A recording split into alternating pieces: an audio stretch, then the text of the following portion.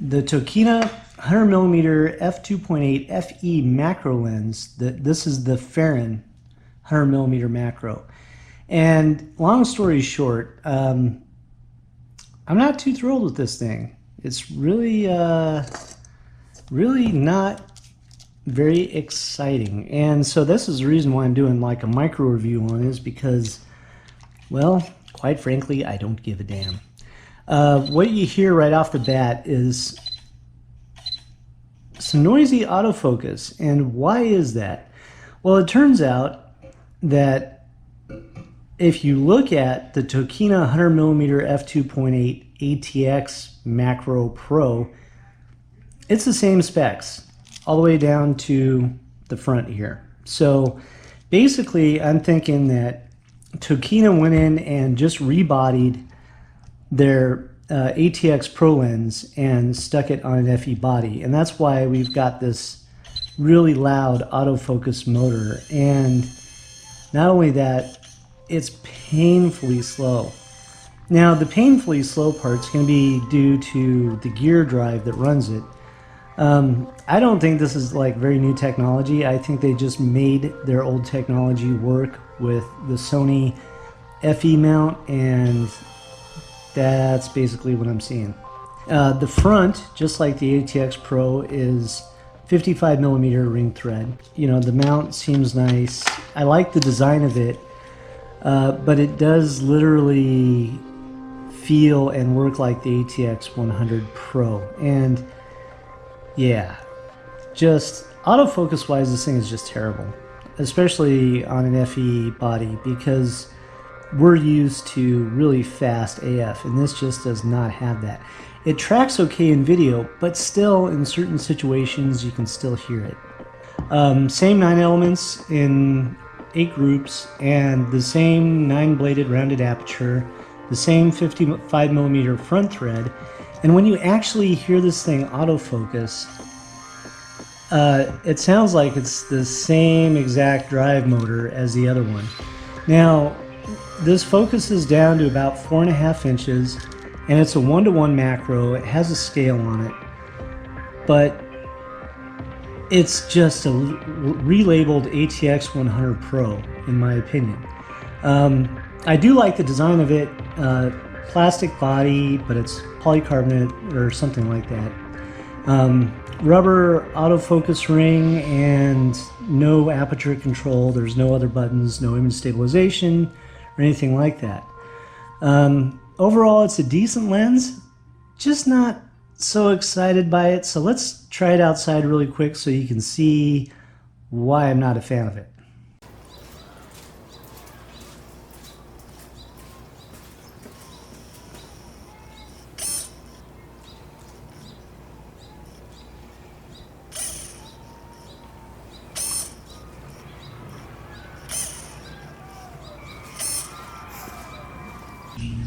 So I was really hoping that, this being a Firin lens, that Tokina had improved their autofocus, but unfortunately no.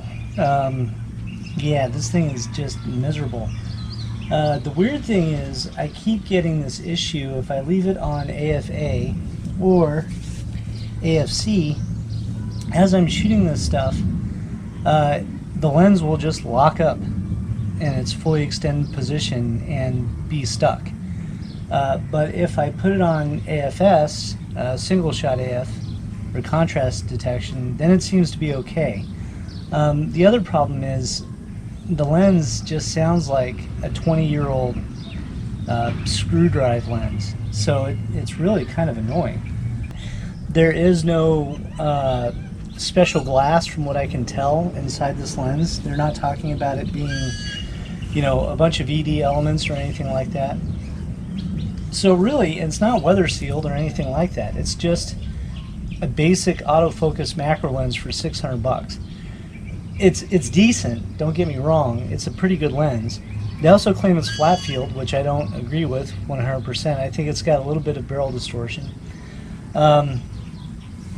Flat field lenses in the macro world,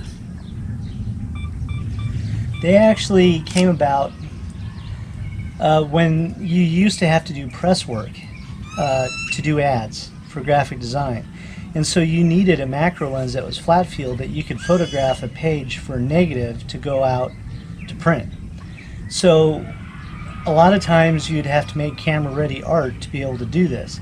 And that's what flat field was for. Now this would work fine for that, obviously, but to me it just doesn't seem like it's a true flat field designation. Typically there's a lot more glass involved to get that perfect, but still the image quality, for as simple as it is really very good. Let's take a look at the lens properties really quick. So this is at f2.8, this is at f4, and this is at f5.6.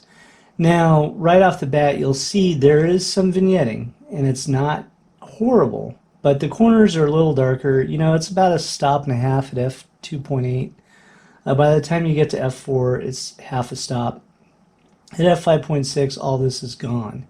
And you don't really see any barrel distortion either. So this is, image quality wise, it's not bad. It's just not great. Now we've got our EXIF data loaded up here. So f2.8, f5.6, f9 down here, and f14. And this just kind of gives you a good run through. And seeing these side by side, you can now see the vignetting a little bit over here. But like I said, it's pretty well controlled. It's really not bad. So anyway, let's go ahead and zoom into the center. Now I have the sharpening turned off on my camera. So realistically, f2.8 is kind of soft. You can see that it gets a lot sharper by f5.6. By f9, I think this is actually where it's going to be at its best. At f14, I think this is where it's at its best in the corners. So let's go ahead and look at the corners. You'll see what I'm talking about. So we've got some chromatic aberrations going on, hence the little purple haze at f2.8, but it's not bad for a lens that doesn't have any special elements. This only has lens coatings on regular glass. There is no ED, FLD, ULD elements in this lens. It's just regular glass that's coated really well. Now, like I was saying, this is an old design, so this is where it actually shows up. So at f2.8, the center's decently sharp, but the corners are terrible. At f5.6, the corners are still terrible. And by f9, it's still pretty bad, but at f14, that's where the corners actually get to where they are at their absolute best. Now, if this was a portrait lens, that would be a little hard to stomach, but because this is a macro lens, typically you want to be shooting somewhere between f11 and f16 most of the time anyway if you're doing macro work, because you want to increase the depth of field. So I don't necessarily look at this as a bad thing, but it's just an old design, that's all. Alright, so on this one we're starting out at f9, and then f14, f18, and f22. So if we go ahead and zoom in here again to the center sharpness, you'll see by f18 diffraction is starting to set in a little bit, and it's really obvious by f22. Let's go down to the extreme corners here so you can kind of see the difference. And you'll see at f9 this corner just is not great, but again by f14 it really cleans up. Color wise, I think this is very accurate. This one looks pretty good. Texture wise, you can see it's really sharp. We've got some good sharpness in the leaves. This one was at f11 as well, and same with this one. Again, really good color rendering, really sharp. I think everything looks pretty good here. The bokeh looks fairly smooth in macro mode. f5.6.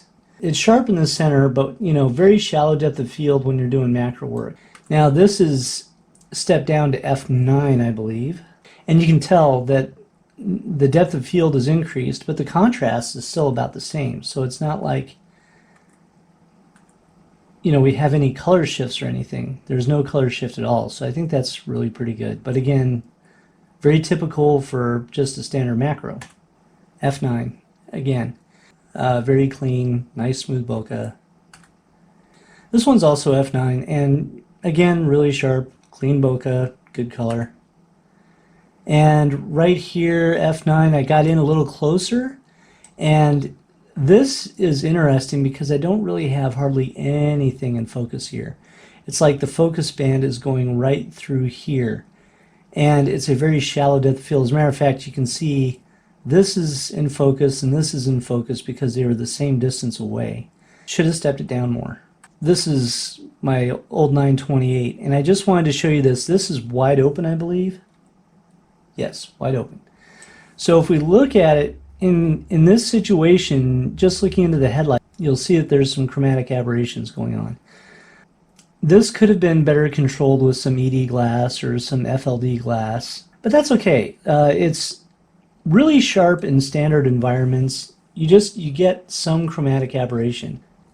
Alright, so this one I shot at infinity really quick, and just to see what the image quality was like, and at f2.8 it looked terrible. I didn't even bother saving it, just looking at it on the camera is terrible. This one, f11. And if we pan across it, you'll see where the light's leaking through the trees. This normally causes a lot of chromatic aberrations on most lenses. When this lens is stopped down, the chromatic aberration control is really actually pretty good. I have no idea what kind of tree this is, by the way, so if any of you out there know trees and you know what this is, please let me know. Optically, it's okay. It's decent. I was hoping for something better, and you know, this just goes to show you that it's still just the old-fashioned ATX 100 in a new body. That's it. So it comes with this really deep lens hood, and the funny thing is this is already about 2 inches deep internally to get to the front element, and then you've got another couple of inches on this hood element. So by the time you get this thing on there, I'd say you've got a good 4 inches before you get to glass. So yeah, a little bit of flare control, I think it probably does okay. Bokeh wise, this is okay. It's pretty much right where I would expect it to be. I like the shape of it. Chromatic aberrations, this is a little worse than I thought it would be, seeing about 2 pixels. This lens is at its sharpest at about f8 in the center, and then the corners seem to get really good by f16, and that's kind of what you want. The only problem is diffraction sets in, and f22 and f32 on this lens, this particular one right here, I find very unusable. So yeah, it's just a boring, slow autofocus lens that I'm just not a fan of. So anyway, there you go. There's a lowdown on it. This is going back in the box and back to Adorama.